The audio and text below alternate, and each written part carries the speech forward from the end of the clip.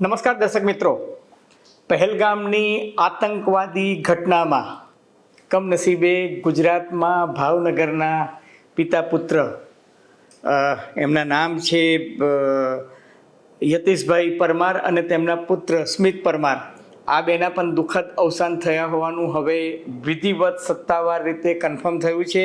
અને આ અગાઉ ગઈકાલે તમે જોયું હશે કે સુરતના શૈલેષભાઈ કાલિથિયા કે જે મુંબઈ શિફ્ટ થઈ ગયા છે, પરંતુ એમનું પણ અવસાન થયું છે. કુલ 3 ગુજરાતીઓનો ભોગ જે છે આ કાયરતાપૂર્ણ ત્રાસવાદી હુમલામાં થયો છે. ત્યારે હવે જ્યારે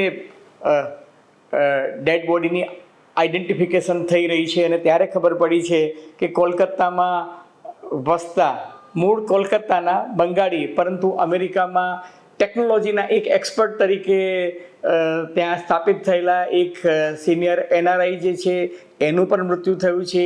એક નેવીના લેફ્ટનન્ટ કે વિનય નરવાલ કે જેનું હમણાં 6 દિવસ પહેલાં લગ્ન થયું હતું ને એ પોતાની પત્ની હિમાંશી સાથે ત્યાં ઊભા રહીને ભેલપુરી ખાતા હતા, એમનો પણ ભોગ આ ત્રાસવાદી હુમલામાં લેવાયો છે. તો કર્ણાટકનું એક દંપતી કે જે વિદેશમાં સ્થાયી થઈ ગયું છે, પરંતુ આ જમ્મુ અને કાશ્મીરમાં ફરવા માટે આવ્યા હતા અને એક દિવસ પહેલાં જ એમણે પોતાનો વિડીયો બનાવ્યો હતો, તેમના પણ ભોગ લેવાયા છે. તો પુણેની એક દીકરી જે છે એની હાજરીમાં એના પિતા અને એના કાકાની તદ્દન જેને કહી શકાય ને કે કાયરતાપૂર્ણ હુમલો તો હતો જ, પરંતુ તદ્દન નિર્દયી રીતે એમની હત્યા કરી નાખવામાં આવી છે. અને આ તમામ ઘટનાક્રમની અસર જે છે એ સમગ્ર વિશ્વમાં પડી છે, સમગ્ર વિશ્વમાં હાહાકાર મચી ગયો છે.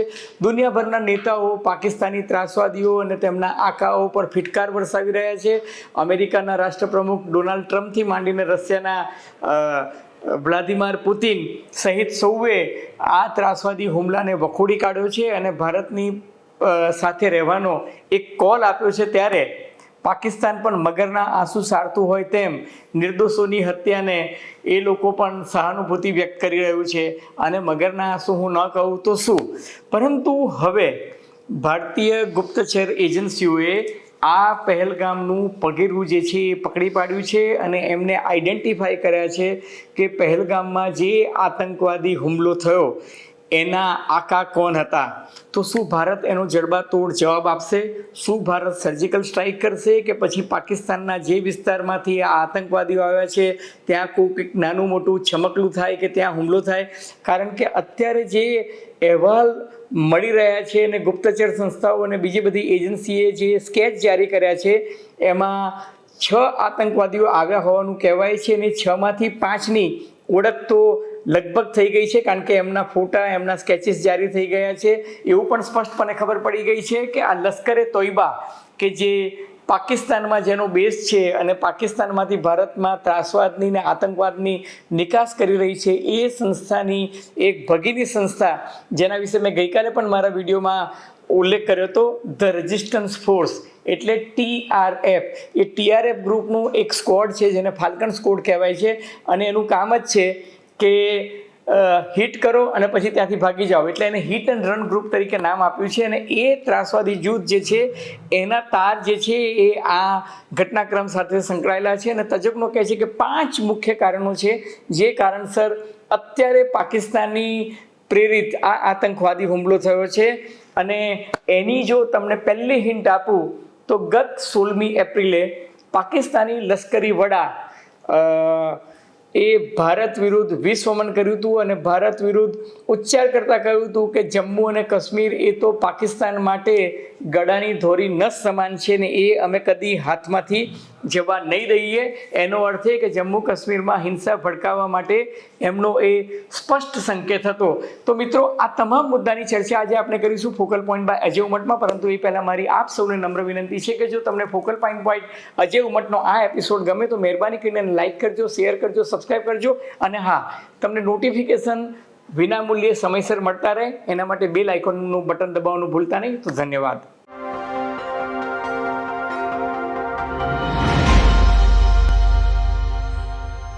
તો મિત્રો, પાકિસ્તાનને દુખે છે પેટ અને કૂટે છે માથું.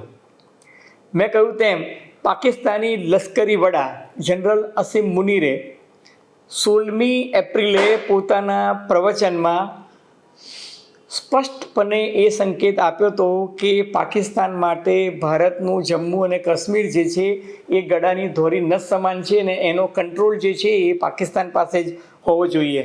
હવે આ છે ને અત્યંત બાલિશ વાત છે, પરંતુ પાકિસ્તાનની અત્યારે આર્થિક હાલત પતલી છે. બદથી બદતર સ્થિતિમાં પાકિસ્તાન જઈ રહ્યું છે. બેકારી, ગરીબી, મોંઘવારીથી પ્રજા પીડાઈ રહી છે અને સાથોસાથ ત્યાં તહેરીકે તાલિબાન નામની જે સંસ્થા છે એ સંસ્થાએ પાકિસ્તાની સરકારની નાકમાં દમ લઈ આવ્યો છે. તો બીજી તરફ ઇમરાન ખાનની જે વિપક્ષી પાર્ટી છે એ પણ સરકાર માટે સરદર્દ સમાન પુરવાર થઈ છે. અને એ સંજોગોમાં તમને જો યાદ હોય તો બલુચિસ્તાન લિબરલ આર્મી જે છે એ બલુચિસ્તાન પ્રાંત જે છે, જેમ બાંગ્લાદેશ અલગ બન્યો તેમ આ જે ગ્રુપ છે એ બલુચિસ્તાનને અલગ કરવા માંગે છે. અને પાકિસ્તાની ઝફર એક્સપ્રેસ કે જેમાં 380 પ્રવાસીઓ હતા એને હાઈજેક કરીને લોકો લઈ ગયા હતા. એને છોડાવવા ગયેલા લશ્કરના ઘણા બધા જવાનો સહિત સિનિયર અધિકારીઓને આ બલુચિસ્તાન લિબરેશન આર્મીએ મોતને ઘાટ ઉતાર્યા હતા. અને એને કારણે પાકિસ્તાની લશ્કર જે છે એની હાલત જે છે થૂ જેવી થઈ ગઈ હતી. ને એના કારણે અત્યારે પાકિસ્તાની લશ્કર જે છે એનું મોરાલ એટલે કે એનું જે નૈતિક બળ જે છે, મનોબળ જે છે અત્યારે એકદમ નિમ્ન સ્તરે પહોંચી ગયું છે. ને ત્યારે પાકિસ્તાન તકલીફમાં હોય ત્યારે એ કાશ્મીર રાગ અલાપે છે. અને એ જ કારણસર અત્યારે જે ગુપ્તચર એજન્સીઓએ પ્રાથમિક અહેવાલ આપ્યા છે એ બાબત સ્પષ્ટપણે સૂચવે છે કે આ ત્રાસવાદી, આતંકવાદી, કાયરતાપૂર્ણ કૃત્ય પાછળ પાકિસ્તાનના તાર જે છે જોડાયેલા છે.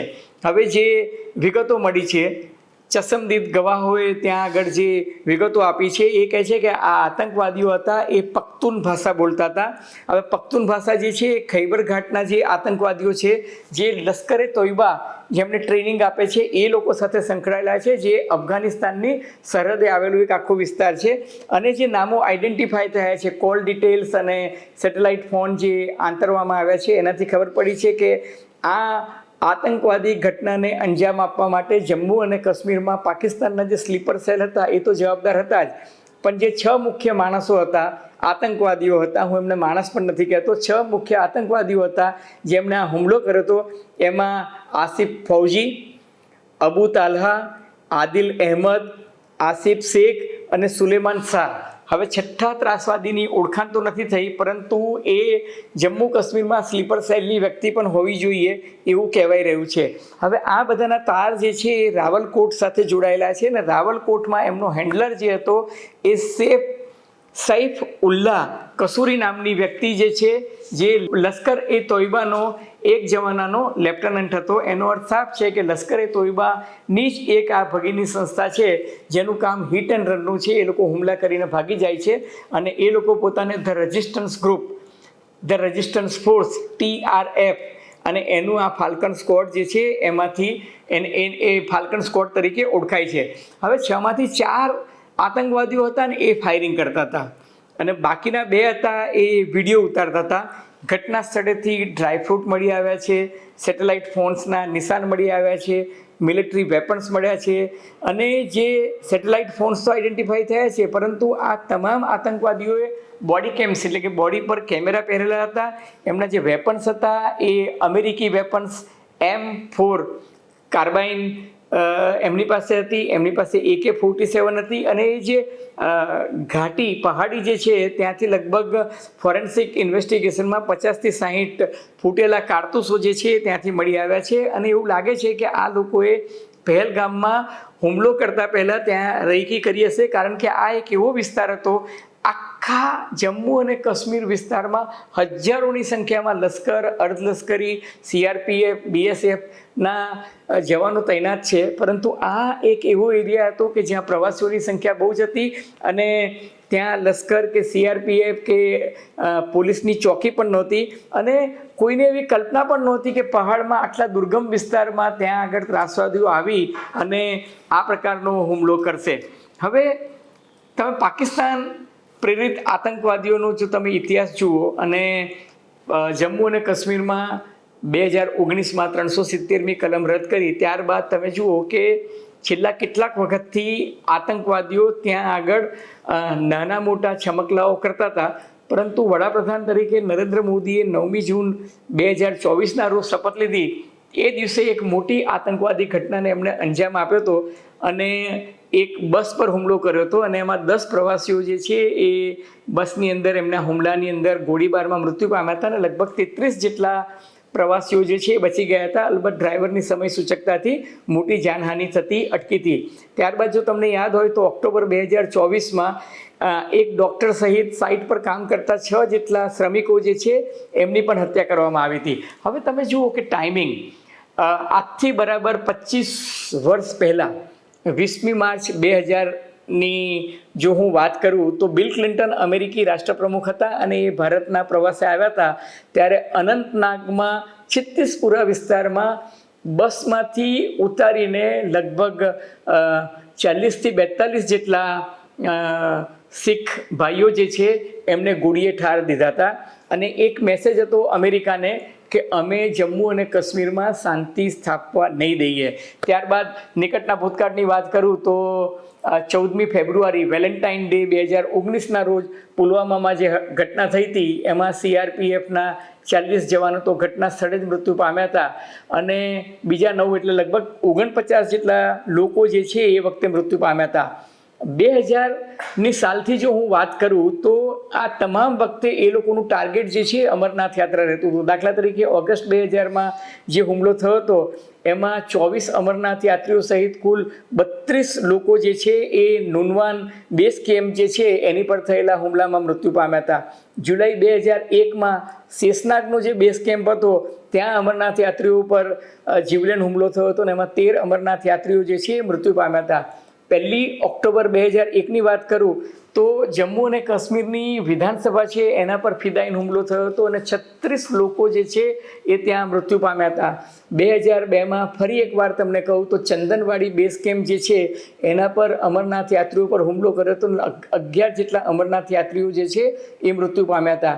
23 નવેમ્બર 2002ના રોજ 9 સિક્યુરિટી કર્મીઓ સહિત કુલ 19 વ્યક્તિઓના મૃત્યુ જે છે એ ત્યાં થયા હતા અને 23 માર્ચ 2003ની વાત કરું તો 24 કાશ્મીરી પંડિતો અને 2 બાળક અને 11 મહિલા સહિત એટલા લોકોના આ આતંકવાદી હુમલામાં મૃત્યુ થયા હતા. 13મી જૂન 2005ના રોજ 13 નાગરિકોની હત્યા પુલવામામાં કરવામાં આવી હતી અને એક ઇમ્પ્રોવાઇઝડ વર્ઝનથી બોમ્બ બ્લાસ્ટ થયો હતો. એમાં 2 બાળકો અને 3 CRPFના જવાનો છે એ પણ ત્યાં થયા હતા. અને 2006ની વાત કરું તો 2006 જૂનમાં લગભગ 9 જેટલા નેપાળી બિહારીઓ જે શ્રમિક હતા એ લોકોને કુલગામ પાસે હત્યા કરવામાં આવી હતી. ત્યાર પછી લગભગ 11 વર્ષ ત્યાં મોટી ત્રાસવાદી ઘટના ન બની અને 6 જૂન 2017ના રોજ જો તમને યાદ હોય તો કુલગામ પાસે ફરી પાછી અમરનાથ યાત્રીઓ પર હુમલો થયો હતો અને એમાં 8 જેટલા અમરનાથ યાત્રીઓ જે છે એમની હત્યા કરવામાં આવી હતી. હવે 2019માં અત્યારની ભાજપ સરકારે જમ્મુ કાશ્મીરમાંથી 370મી કલમ જે રદ કરી ત્યારબાદ આતંકવાદીઓની ત્રાસવાદી પ્રવૃત્તિ પર ભયંકર અંકુશ આવ્યો હતો. હવે એ ઘટનાના પરિપ્રેક્ષ્યમાં તમે જુઓ તો તાજેતરમાં જ લોકસભામાં સરકારે દાવો કર્યો હતો કે હવે જમ્મુ અને કાશ્મીરમાં એકંદરે શાંતિ છે અને એક હકીકત પણ છે કે 2017માં જ્યારે ટુરિઝમ પીક પર હતું 2017 ને 18માં 2019માં જ્યારે 370મી કલમ નાબૂદ કરવામાં આવી અને લશ્કર અને અર્ધલશ્કરી બળોનો કબજો જ્યારે ત્યાં સોંપી દેવામાં આવ્યો અને જમ્મુ કાશ્મીરનો રાજ્યનો દરજ્જો હટી ગયો ત્યારબાદ જે ત્યાં છમકલા અને નાના મોટા તોફાનો અને દેખાવો થયા એના કારણે પ્રવાસીઓની સંખ્યા ઘટી હતી. પરંતુ 2020 પછી ઉત્તરોત્તર જમ્મુ કાશ્મીરમાં પ્રવાસનની સંખ્યા જે છે વધતી હતી ને આ વર્ષે ચરમસીમાએ લગભગ 2.5 કરોડ જેટલા પ્રવાસીઓ જમ્મુ કાશ્મીરમાં હતા. જમ્મુ કાશ્મીરની લગભગ તમામ હોટલો અત્યારે ફૂલ છે. ધમધોકાર ચાલતો હતો. વેકેશનની આ શરૂઆતની સિઝન હતી અને ત્યારે તમે જુઓ કે આ ત્યારે તમે જુઓ કે લશ્કરે તોયબાની આ જે ભગીની સંસ્થા જે છે ધ રેઝિસ્ટન્સ ફોર્સ એના દ્વારા આ પાકિસ્તાની આકાઓએ હુમલો કરાવ્યો. હવે ટાઈમિંગની દ્રષ્ટિએ જુઓ તો મેં તમને કહ્યું કે અગાઉ અમેરિકી પ્રમુખ આવ્યા હતા. અત્યારે અમેરિકી ઉપરાષ્ટ્રપતિ ભારતની મુલાકાતે છે. GD વાન્સ એ સમયે આ હુમલો કરવો. બીજું કે અમરનાથ યાત્રા 3 જુલાઈથી શરૂ થઈ રહી છે અને અત્યારે વેકેશનની સિઝન પૂરબહારમાં ખીલી છે અને જમ્મુ કાશ્મીરમાં પ્રવાસન માટે લોકોની સંખ્યા વધી રહી છે, ફૂલ બુકિંગ છે, ત્યારે ફરી પાછો હુમલો કરવો જેથી પ્રવાસન ડાઉન જાય. ત્યાંના લોકો દુઃખી છે કે એમની રોજીરોટી છીનવાઈ રહી છે. ત્યાંના લોકો દુઃખી એટલા માટે પણ છે કે ત્યાં બેકારી વધશે, પ્રવાસન ઘટશે તો, પરંતુ ત્રાસવાદીઓને અને આતંકવાદીઓને એની પડી નથી. એ તો માત્ર ભારત સરકારને શરમજનક સ્થિતિમાં, ક્ષોભજનક સ્થિતિમાં મૂકવા માટે આ પ્રકારના દુષ્કૃત્યો કરે છે અને એક એવો મેસેજ આપવા માંગે છે કે જમ્મુ કાશ્મીરમાંથી ત્રાસવાદનો સફાયો થયો નથી, અમે અહીંયા હજુ પણ ત્રાસવાદી કૃત્યો કરી શકીએ છીએ. ટૂંકમાં કહેવાનું તાત્પર્ય એ છે કે આ ત્રાસવાદીઓનો ઈરાદો જમ્મુ અને કાશ્મીરમાં શાંતિ, અમન, ચેન, પ્રવાસન ન વિકસે અને અમરનાથ યાત્રા શાંતિપૂર્ણ રીતે શરૂ ન થાય, સંપન્ન ના થાય. એટલે એમાં પેલું કહે છે ને કે હવનમાં હાડકાં નાખવાનું કામ આ નાપાક હરકતો દ્વારા પાકિસ્તાન પ્રેરિત આતંકવાદીઓ કરી રહ્યા છે. હવે ભારત સરકારની વાત કરું તો વડાપ્રધાન નરેન્દ્ર મોદી જિદ્દાથી પોતાનો પ્રવાસ ટૂંકાવીને મંગળવારે મોડી રાત્રે એટલે કે બુધવારે સવારે આવી ગયા અને બુધવારે સવારે એમને ઇમરજન્સી મિટિંગ પણ લીધી. વડાપ્રધાન નરેન્દ્ર મોદી સાઉદી અરેબિયામાં હતા. એ વાત પણ પાકિસ્તાનના આકાઓને પેટમાં દુખે છે, કારણ કે જે નવો જીઓ પોલિટિકલ ઓર્ડર આવી રહ્યો છે એમાં ભારતનું મહત્ત્વ વધી રહ્યું છે, પાકિસ્તાનનું ઘટી રહ્યું છે. એના કારણે પણ પાકિસ્તાનના પેટમાં ચૂક આવી રહી છે, કારણ કે જો ભારત અને સાઉદી અરેબિયાના સંબંધો સુધરે તો પાકિસ્તાન ભીખનો કટોરો લઈને હવે જશે ક્યાં, એ પણ એક એમની સૌથી મોટી વિમાસન છે. વડાપ્રધાન નરેન્દ્ર મોદીએ તો કહ્યું જ છે કે અમે આ આતંકવાદીઓને સણસણતો જવાબ આપીશું. કેન્દ્રીય ગૃહમંત્રી અમિતભાઈ શાહ પહેલગામ પહોંચીને એમને જે લોકો મૃત્યુ પામ્યા છે એમને બધાને શ્રદ્ધાંજલિ આપી હતી, એમના પરિવારને સાંત્વના આપી હતી અને અમિતભાઈએ ત્યાં સ્પષ્ટ શબ્દોમાં કહ્યું છે કે અમે ત્રાસવાદીઓની કોઈ પણ યોજનાને સફળ નહીં થવા દઈએ. ત્યાંના લશ્કરી દળો અને ત્યાંના લશ્કરી અધિકારીઓ, ત્યાંના લેફ્ટનન્ટ ગવર્નર બધા સાથે મિટિંગ થઈ છે અને આપણે એવું માનીએ કે જમ્મુ અને કાશ્મીરમાં ફરી એકવાર શાંતિ બહાલ થાય અને ત્રાસવાદીઓ જે છે એમના મોડ્યુલ્સ જે છે એ નિષ્ફળ થાય. અલબત્ત eternal vigilance is price of liberty. સતત જાગૃતતા જાળવવી એ જ સમયનો તકાદો છે. વિપક્ષની વાત કરું તો કોંગ્રેસ પાર્ટીએ કહ્યું છે કે આ આપત્તિની ઘડીએ અમે સરકાર સાથે છીએ, પરંતુ સરકારે વિપક્ષને સાથે લઈને ચાલવું જોઈએ.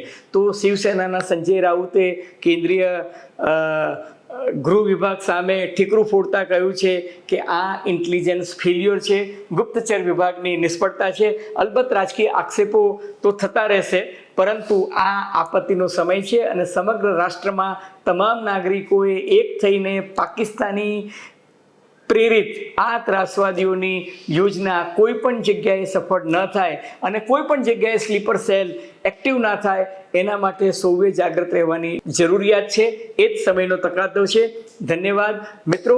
તમને નવ ગુજરાત સમય અને અમદાવાદ મિરરના સથવારે ફોકલ પોઈન્ટ બાય અજય ઉમટનો આ એપિસોડ ગમ્યો હોય તો મહેરબાની કરીને લાઇક કરજો, શેર કરજો, સબસ્ક્રાઇબ કરજો.